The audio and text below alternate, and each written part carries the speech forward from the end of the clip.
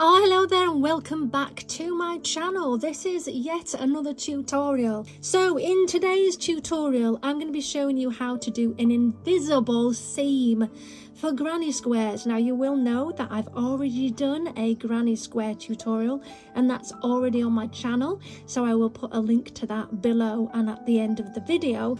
But in this one, I'm going to be showing you how to do an invisible seam. Now I'm currently making a baby blanket for one of my customers and they've asked for pink and some other colours to make it a little bit more interesting. Now as you can see here, I haven't sewn in my ends, but I'm going to do that once I have joined the pieces together. Now there are many different ways that you can join your granny squares together, but in today's video, as I've said, I'm going to show you the invisible seam.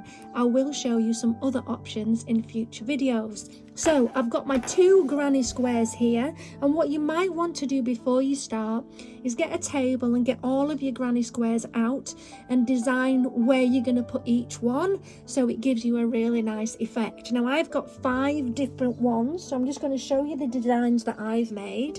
I am doing 4 by 5 squares. So this one, so we've got the lovely yellow in the middle, we've got lilac and pink, and you'll notice they've all got white in the same position because I want to join together with white.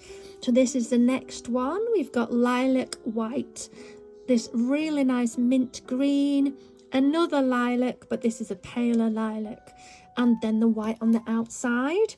This one's got some colour change in it, so we've got green in the middle, again a nice mint green, white, a pink, and then a colour change, and then the white on the outside.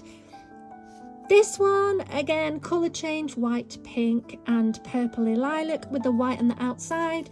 And then finally, another one here, which is lilac, white, colour change, yellow, and white. And I've been using my blocking board to make sure that these are nicely in a square. Now you'll notice there's a little bit of stretch to be done there, but once it's all joined together, I think it's going to work out well. So let's pick a couple to join together to show you. So what you want to do first of all is put them flat on a table or wherever you're working, and you want to have your good side up. So your good side up, and we're going to join these two together. So I'll just move out the way my cotton there. And how you're going to do this is I'll put it close so you can see. We're actually going to go through this part here. So not the stitches here, this part of the stitch there. So I'm going to get my cotton, or rather my yarn, to join them together. Now you can do this continually if you want to, so join a couple together and then the next and then the next and so on, but I'm just going to use 2 to show you how I'm doing it. You're going to want one of these needles. I forgot to say what you're going to need at the beginning, but of course you're going to need a needle for this, some scissors, and your yarn. Okay, because I like to make sure that they're super secure, I like to go through here. So we're going to join them together by using this very corner hole, and we're just going to give that a very light knot here. 1, 2, and we are going to sew that in afterwards. Now this just helps secure all of the squares together. You don't have to do that, but I personally like to. I think it gives it an extra bit of security. So now what we're going to do is we're going to zigzag across these center stitches. So we'll start here by going through this first one and pull it through. We're then going to go across and we're going to do the same thing and pull it through. Oh, there's my end there, get it out of the way. And we work all our way along, so I'll keep going.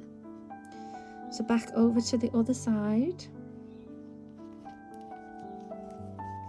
A little bit fiddly with my ends there. You can sew your ends in before or after, it's entirely up to you. So we're going to go across to this one. Now you don't have to do every single one, but it is neater if you do. and we're going zigzag across. So back over to this side.